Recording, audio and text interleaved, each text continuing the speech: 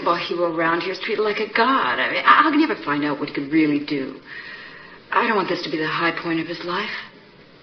I've seen them, the real sad ones. They sit around the rest of their lives talking about the glory days when they were 17 years old. You know, most people would kill to be treated like a god, just for a few moments. The 5 players on the floor function as one single unit. Team, team, team, right? No one more important than the other. Yeah. Welcome to the Keeping the Nostalgia Alive show. I am your host, Billy Powell. We have a special show today. No discussion of basketball in Indiana would be complete without mention of the Milan Miracle of 1954.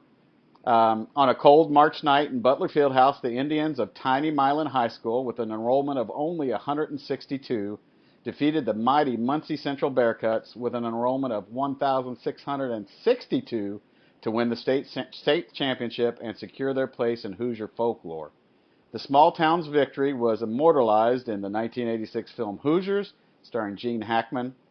Today, the Milan 54 Hoosiers Museum is doing its best to keep this story alive, as in like the title of our show, Keeping the Nostalgia Alive. It's interesting because before we get to our guests on the program today, because we're going to talk about the Milan 54 Hoosiers Museum, I was sitting here last week before I got notification from one of the guests, and I was looking up, and I have a beautiful laser wooden engraved plaque of the 60th reunion of the 1954 state champion Milan Indians. And come to find out, this past Saturday, they had their 65th reunion. And also in my office, I look over here to the left, I've got this beautiful, huge Hoosiers movie poster, which, of course, we all know about the movie Hoosiers. And it was interesting to find out today, as I was kind of doodling around, that, you know, the show is broadcast from Houston, Texas. And, you know, I've lived in Houston, Texas since 1996. I was born and raised in Indianapolis, Indiana, went to Broderpool High School. But Ronnie, what's Ronnie's, Ronnie Truitt. Yes, he came down here to Houston, Texas and won the state championship here in the Houston area in 1971. And even though he only scored 5 points and only pulled down 4 rebounds in the state championship game, you know, the legacy of the 1954 team is just spread out. So what we're going to talk about today is the lady who used to run the Milan 54 Hoosiers Museum was Roselyn McKittrick, if I'm saying that correctly. And if I'm not mistaken, it was released that an endowment fund and campaign to preserve the future of the museum was rolled out on Saturday. And with us is the legendary, the show would be over by the time I got done talking about Bobby Plump, and also on the board of the museum, Graham Honaker. Welcome, both of you guys, and please tell us about what is happening with the Milan 54 Hoosiers Museum. Go. Well, thank you for having us. We're really honored to be here, and we are just coming off the 65th reunion, as you mentioned. And before I mention the great honor that we announced on Saturday, I'm going to turn it over to Mr. Plump here for reflections on the 65 years and what a great day it was down in Milan. Yeah, well, this is Bobby Plump. First, I'd like to talk about Ronnie Truitt a little bit. You mentioned his name. Ronnie, even though we only scored 32 points in that final game, even though we beat Crispus Attucks with the great Oscar Robertson 65-52 in the finals of the semi-state to reach the state tournament, Ronnie Truitt was elected to all sectional, all regional, all semi-state, and all state 2 years in a row. So the points he scored and the rebounds wasn't the important part of Ronnie Truitt. I can also tell you that he grew up in an alcoholic family. His parents were divorced. Without basketball, Ronnie would not have had an opportunity to go to college. In fact, 10 of the 12 of us, we could only dress 10, but there were 2 alternates. 10 of the 12 of us went to college. In the previous 4 years from Milan, only 17 or 18 total went to college. So it afforded an opportunity for us to do an awful lot of things. So Ronnie was a great part of that whole story.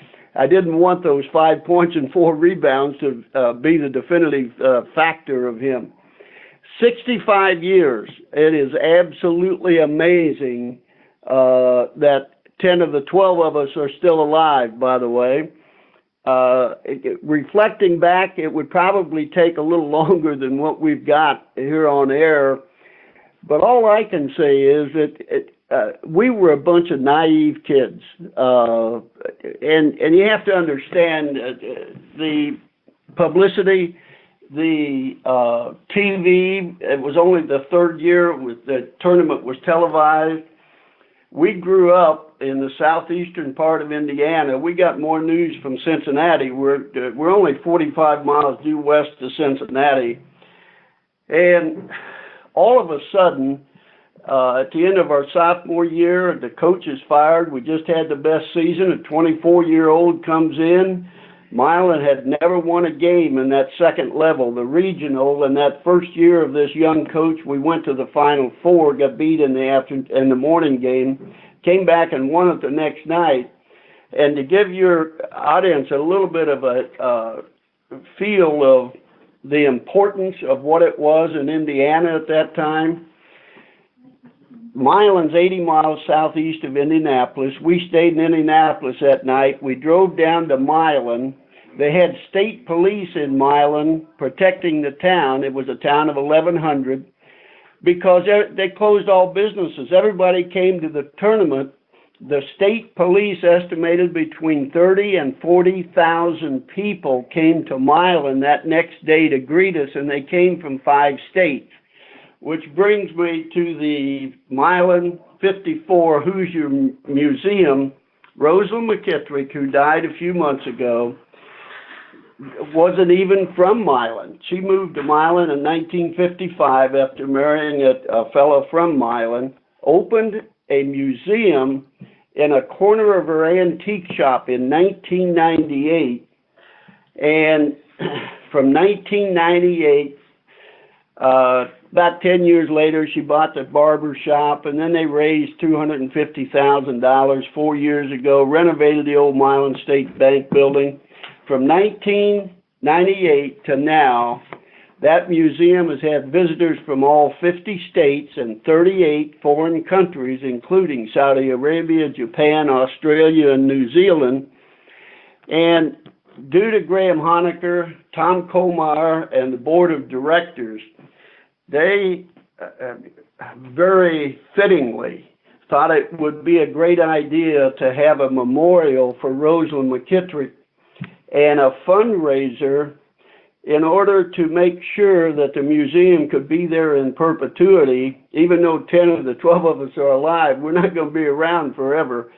And so Graham can tell you more about this. He's the man in charge of it, really, he and Tom Kohlmeier. But we're attempting to raise $2 million over the next 2 or 3 years to make sure that museum stays in the history of Indiana and hopefully the history of the world. And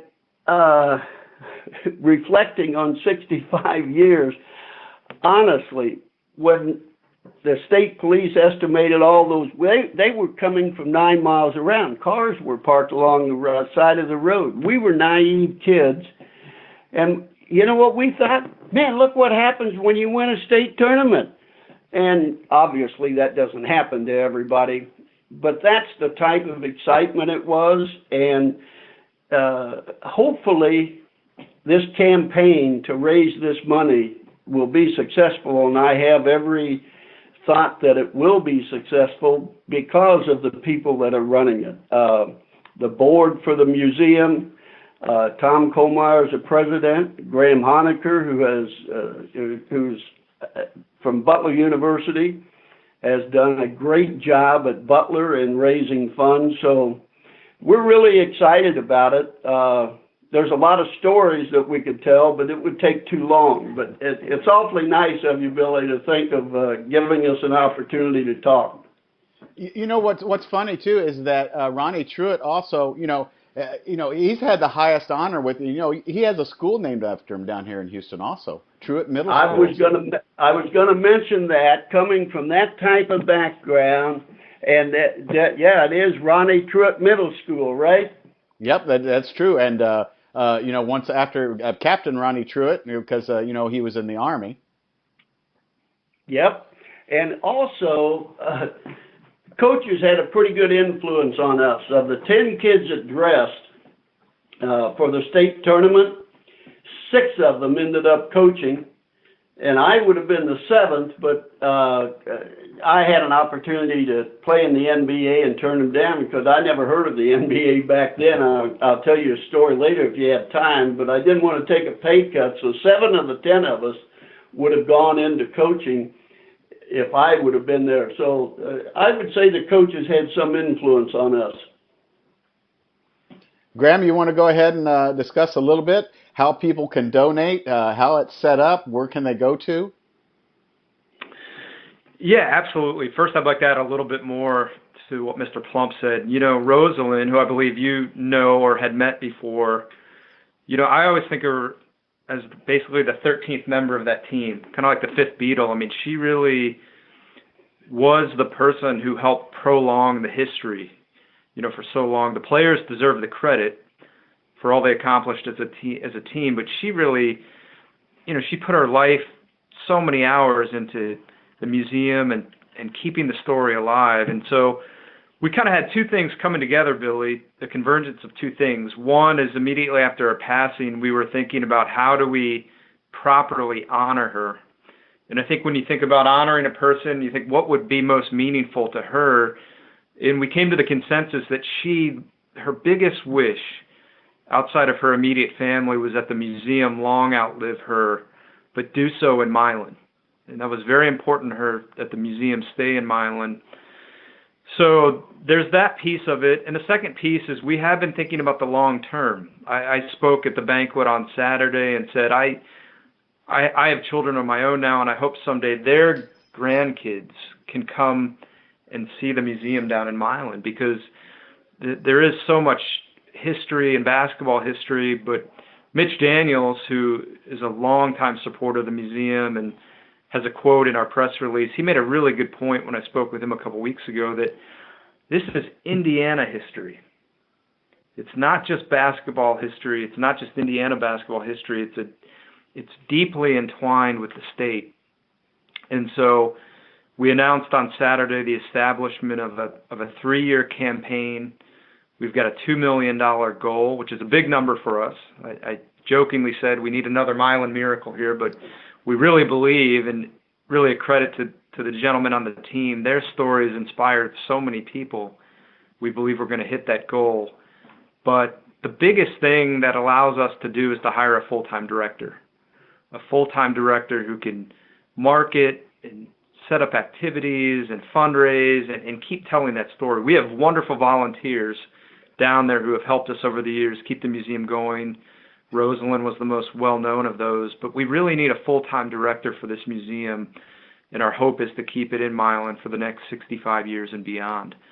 The easiest way they can make a gift or set up a pledge to the campaign is to go to our Milan website, which is www.milan54.org. Again, that's Milan54.org is the easiest way to go to our website. And it's 54, not 50 yet. Yes, 54, not 54, as Mr. Plump reminds me here. But that's the best way to do it, and they can, again, make a one-time gift or set up a 3-year pledge to this campaign. And we also are taking gifts via an estate plan, a planned gift as well. There is a website, is there not, where they could order? There are bobbleheads now of all of the team members, and they have all kinds of memorabilia at that museum. And Graham, you're familiar with the website, I guess, right? Yeah, the website is that address I just gave, and they can not only make a gift, but find plenty of memorabilia, including the recently released bobbleheads of all of the team members.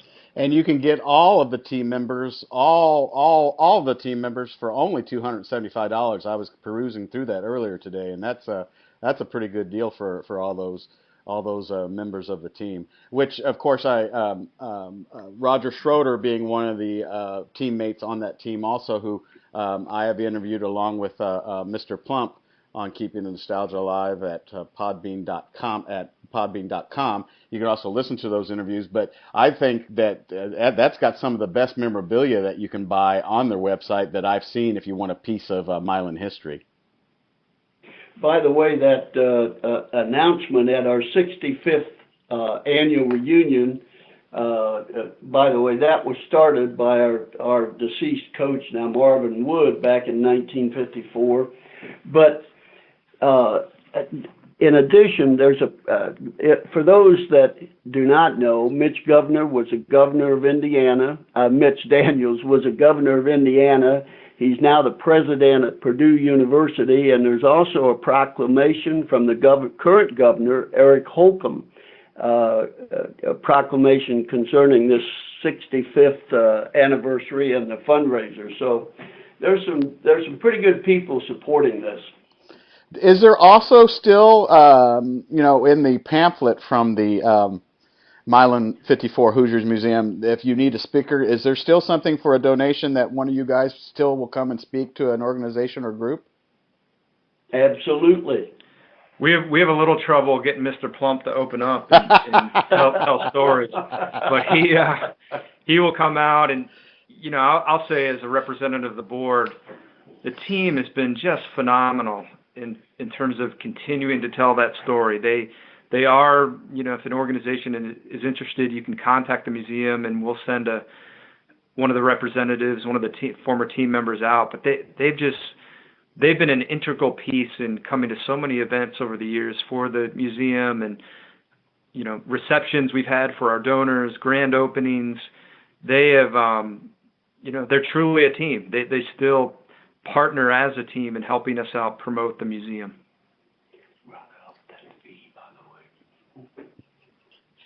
You know what's funny is I had an interview earlier today with someone, and I always tell my wife every once in a while, I say, I'm nervous about this interview today. And she says, these guys put their pants on the same way you do and everything else. And I was going through all the goodies that you sent me, Graham, and I let you know that I got the press release, and I pulled out the little thing that they give you at the Milan Museum. And then I read back through you. I was like, Ma, this is going to be a piece of cake. I'm not nervous, Graham. And I go back through, and I'm reading your message, and I said, Bobby's going to be on the call, too. And I'm like, who in the hell is Bobby? And I'm reading through, and all of a sudden, and I don't get nervous. And, it's 100 degrees down here in Houston. The sun hits the side of my studio, so I'm feeling it. And all of a sudden, I see Bobby Plump's phone name pop up on my phone, and I'm like, holy crap. Yeah, that and about $1.25 and get a cup of coffee, maybe at Starbucks, right? Billy, one more point that I spoke about on Saturday, and I told a personal story of how I was given a book when I was 10 years old about Indiana basketball and learning the Milan story. I think it's obvious, in this day and age, like many historical time periods, our young people are in need of role models. And just all the lessons that I learned from the Milan story, the fact that David can beat Goliath, the fact that, you can accomplish anything no matter where you come from. And particularly, I've been really, really privileged to get to know almost all of the team members, Mr. Plump especially, is how they won, probably the most epic basketball game in Indiana basketball history, but kept their humility, kept their class, kept their grace. And from a very, very young age, I learned all of these things. And that's our goal in really perpetuating the museum. We have a lot of young people who come to the museum every year, and so we want to keep telling the story. If you think about it, the movie now is about 33 years old. So we've got to work harder. You can't take for granted people have seen the movie either, right? So we want to keep the museum open to tell the basketball side, but also it's the lessons that these gentlemen have taught me, but have taught so many people coming up. I know you're a student of Indiana basketball and probably also learned some of those lessons at a young age. And yes, I did. It was funny. Yes, I did, because, in 1985 when they started filming. They were going to film the finals. They didn't have enough people, so my high school basketball team at Broad Ripple was going to play Chatard over the weekend, but they decided to have that basketball game at Hinkle Fieldhouse, which was changed to that from Butler Fieldhouse. And I think that was a spark or a lighting of the fuse for me on Milan in 1954 and what it means to the state and to everybody in the state of Indiana. Actually, you know, I was going to tell the story. The movie Hoosiers has taken this thing worldwide.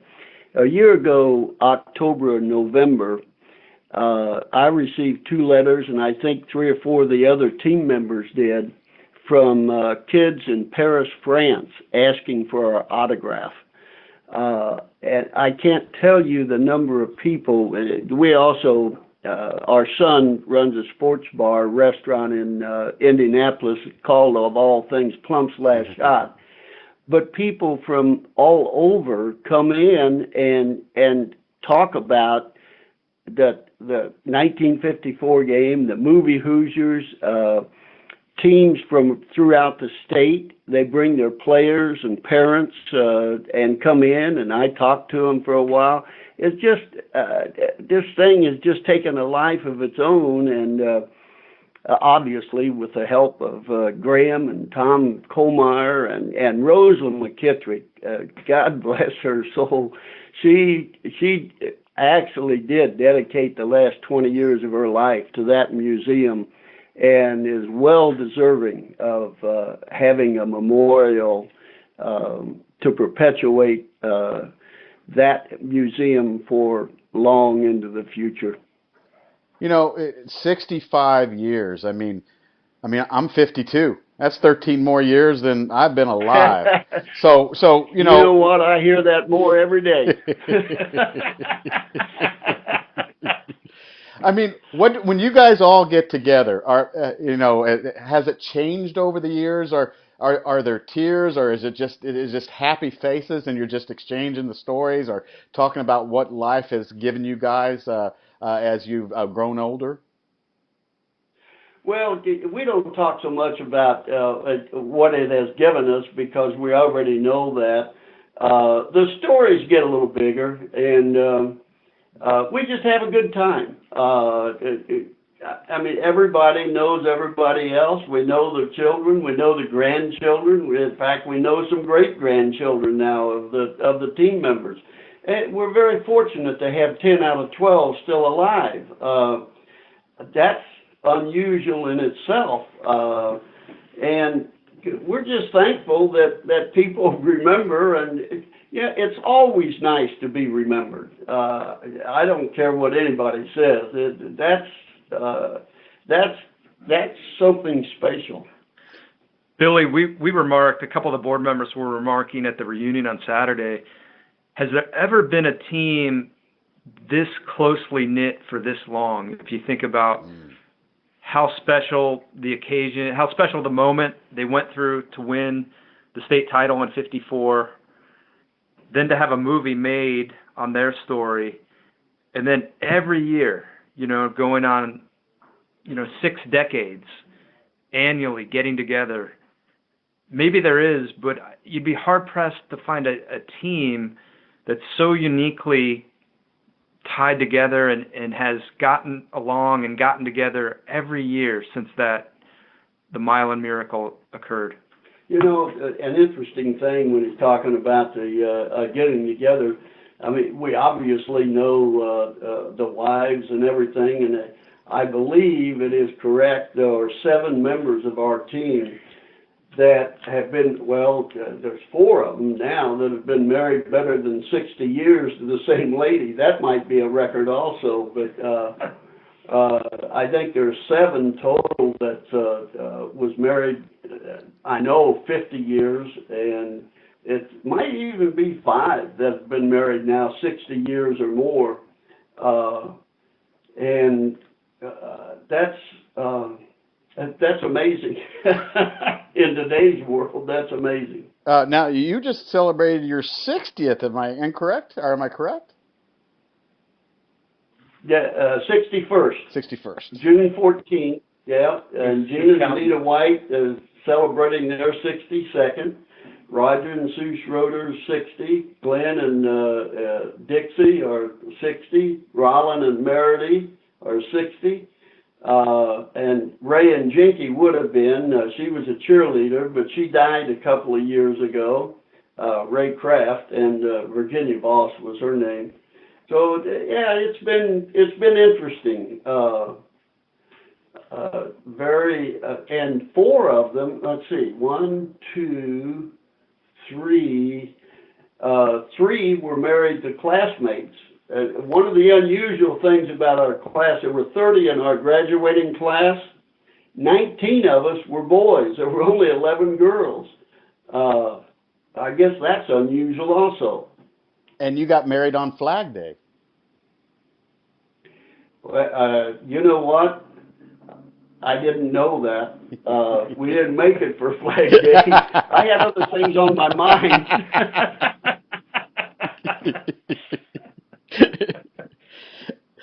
Now, the museum hours, have they changed? I mean, it's in Ripley County, and the museum hours are Wednesday through Saturday, 10 a.m. to 4 p.m. Has that changed, or are those the hours?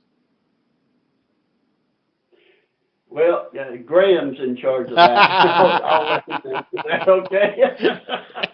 You know, those are the standard hours. I think the great thing is there's usually always somebody over at the museum volunteering. And yeah. If somebody happens to go by the way, it's 9 miles off of Interstate 74 down 101. But if you go to Milan and they don't happen to be open, just ask anybody if they'd call. They're only 3 minutes away. I've had a number of people say they were there and they saw somebody on the street and said, "Is this open?" They said, "No, but it will be in a little bit." And 5 minutes later, they were there opening up for them. Yeah, Billy, I think that transitions into one of our goals. You know, Mr. Plump is right. I mean, you can always find somebody who will open up for you, but a full-time director, if we hit this endowment campaign goal, you know, you can expect to see it open, you know, for longer hours, more days, and then, you know, we can do more with special events, and that's what enables us to do if we're able to hit the goal here. But you can usually find somebody down there who will open it even on those off hours. I think everyone I've ever met in Milan, our volunteers and otherwise, takes such pride in the museum. I mean, they really, really value people coming in, and as he said, from all 50 states and from 38 countries, 65 years later, it's still such a point of pride for the town and for people to come visit. I'll mention one thing that's in the museum. Doesn't have anything to do necessarily with Milan, except that we won the final game. But for your fans, in case they're not familiar, from 1911 till 1998, every team in Indiana entered the tournament. There were no, we didn't have multi-class. We had class basketball. Everybody participated. And about 8 years ago, 2 engineering students at Purdue in 1954, there were 752 schools that entered the tournament. At the sectional level, they cut it, there's only 64 sectionals. There's 16 regionals. There are 4 semi-states and then 4 teams in the finals. These 2 students listed all 752 schools, handwritten out, and followed them out to the finals of the game. It's really, Broad Ripple will be on there. If you go there, you'll see Broad Ripple, and they follow it out. So I figure Purdue Engineering probably is not a very difficult place if we had enough time to do that. What do you think? Now, don't make anybody aggravated. No, I can't. I have 2 daughters and a son-in-law graduate from Purdue, and a son-in-law graduated in engineering, so I can't say that. And Mitch is a very good friend of mine. By the way, in case I'm sure that anybody interested in going to Purdue, for 7 years, tuition has not raised at Purdue since Mitch Daniels has been president. That's pretty amazing in itself, isn't it? Yes, it is. And now the water tower was just recently redone also, correct? Yes. The water tower looks great. We had I had a number of guests come down with me to the reunion from Indianapolis, and we went to the reunion and to the lunch, and then a couple of them had not seen the museum, so we went over there, and we were getting ready to head back to Indianapolis, and one of my guests said, "I've got to see the water tower. I've got to see the water tower." And they did just repaint it, and it looks terrific. It always was. It's such an icon. It's such an icon, like so many different elements of the Milan story. But you go by there, and I still get goosebumps seeing it. But we had a grant that helped us about a year and a half ago have it repainted, and it looks really good. I think in July. Anyway, it was 90-some degrees, and humidity was about 95%.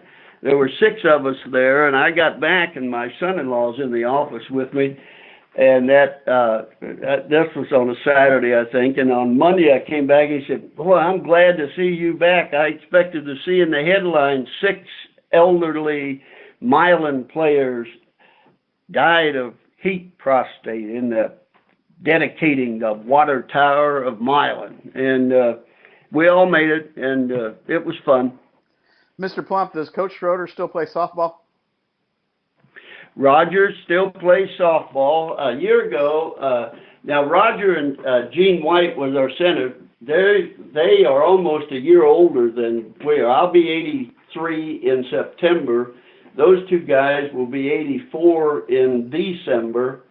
And Roger, I think last year played in 160 softball games. Christmas. I know he goes to Florida for a tournament. They go to Las Vegas for a tournament, and he's pretty active.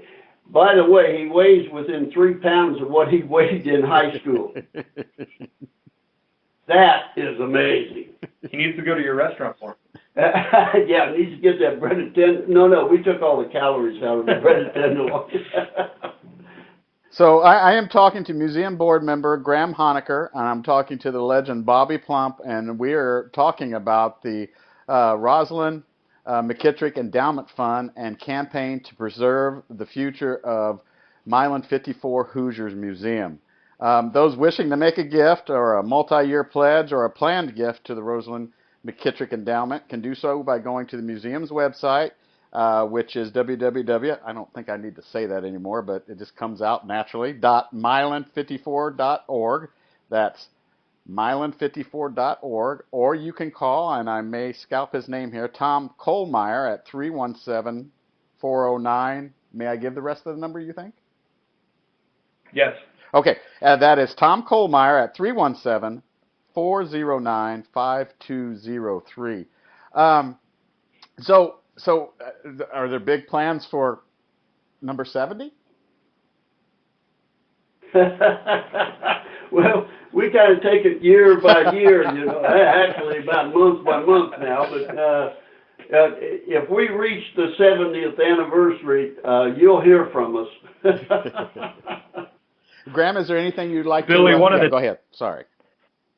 I was going to add, one of the neat things, a couple weeks ago, we had a local TV station have 4 of the gentlemen in Hinkle Fieldhouse and got them out on the floor, and it's really, for me, surreal watching it. They were kind of running the play, running the last second shot through, and you think about 65 years and everything that's happened, and again, from an observer standpoint, what a real joy to see these guys still really enjoy each other's company and the camaraderie, and they share so much history together. It's just awesome to see. We're already planning on 70, I know.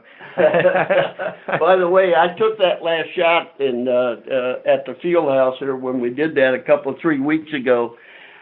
I didn't jump, but I want to tell you, the shot was on line, but it fell about 1.5 foot short. Doesn't have anything to do with age.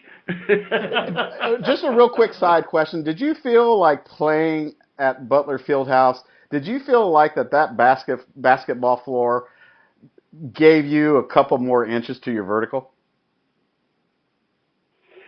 Actually, that basketball floor, and you can ask Oscar Robertson, Bobby Leonard from IU, George McGinnis, they're great players, NBA and everything else, and myself. It is the best floor I've ever played on. It has. I have had players tell me they can dunk on that floor where they couldn't dunk other than that. When you dribble the ball, you can feel the vibration in your shoes. And that floor was laid in 1928 when the Butler Fieldhouse opened, and the first state tournament there was Martinsville with a guy by the name of John Wooden, and the team that beat them by 1 point on the last second shot practically was Muncie Central. That was the first of their 8 champions by maybe 9 now. But it's the same floor that was laid in 1928. They took it up in World War II because they had an army barracks there. And I was invited to go along with a tour. Some people came in and somebody asked, well, how long will this floor last? And the guy said, well, it'll last another couple of sandings. And they said, how long does sanding last? And he said, about 20 years. So it'll be there for a while, I think. You know, the 1954 Milan Indians and the state championship, it's the #1 sports story in Indiana history. And, you know, the Milan Miracle. You know, a lot of people on the brochure for the museum, it says come to be a part of it. I think everybody should make a donation and make sure that it stays and that we keep the nostalgia alive. And for years and years to come, it becomes our White House or, you know, any other great monument that is within the United States. But I thank you both for being on. Does either of you guys want to end up with a story or anything else? Well, I would like to say, and I think I've memorized this, I think it's correct. If they'd like to call the museum, it's 812-654-2772. And, I end up with a story again. I'll just say that it's nice to be remembered and really appreciate you taking the time and calling us. Oh, there's no problem. Billy, I would just again like to thank you for having us on. This is a really, really important initiative for us at the museum, and I take Mitch Daniels' statement even one step further, that it's Indiana history, but this is really a part of American history. It's one of the great, great sports stories of all time, and we just want to preserve that history. The last thing is I would really encourage anybody who's not been to the museum to go. I mean, our space is not massive, but the memorabilia in there, not only from the Milan story, but from the movie as well. We have some really neat artifacts from the movie. Is just tremendous. You can spend a lot of time in there and learn things that you may not have been aware of about the story. But we really appreciate you having us on, and certainly appreciate all those who consider helping the museum continue to live on in Milan. Further at the museum, they have the largest collection of the uniforms of all of the teams that played in the movie Hoosiers. And there's also 12 lockers where each of the players have donated things, and now they've got the earphones you put on, you can punch a button, and we talk to you. So it really is interesting. But again, thanks, Billy. Appreciate your time. The museum is off 201 West Carr Street in Milan, Indiana. And once again, just like the legend Bobby Plump just said, you can also call at 812-654-2772. The state of it, this is my plea, is the state of Indiana has done a fantastic job in supporting the Indiana Basketball Hall of Fame, the Hoosier Gym. So also do that same thing for the Milan 54 Hoosier Museum and the Roselyn McKittrick Endowment Fund. And I will have all of this information, just in case anybody missed it, on where you can go to make your gift or multi-year pledge or a planned gift to the endowment. So both of you guys, thank you so much. I apologize that I was really thrown off a little bit before I figured out Bobby Plump was going to be on the call, so everybody will enjoy my nervousness. But thank you both so much, and hopefully we can get this rocking and rolling. All right. By the way, I played with one of the Broad Ripper graduates at Butler University all 4 years. Wally Cox and I were on Butler's team. So Broad Ripple is in my memories. Yeah, you know, it's Gene Ring was the athletic director when I was there, and he kind of he was up in South Bend before I think he graduated South Bend in '48, so you know he was before you, but he really kind of gave me all the started my passion also. But I hope this works out well for you guys, and I appreciate your time. Have a great day. Thank you, guys. Appreciate it.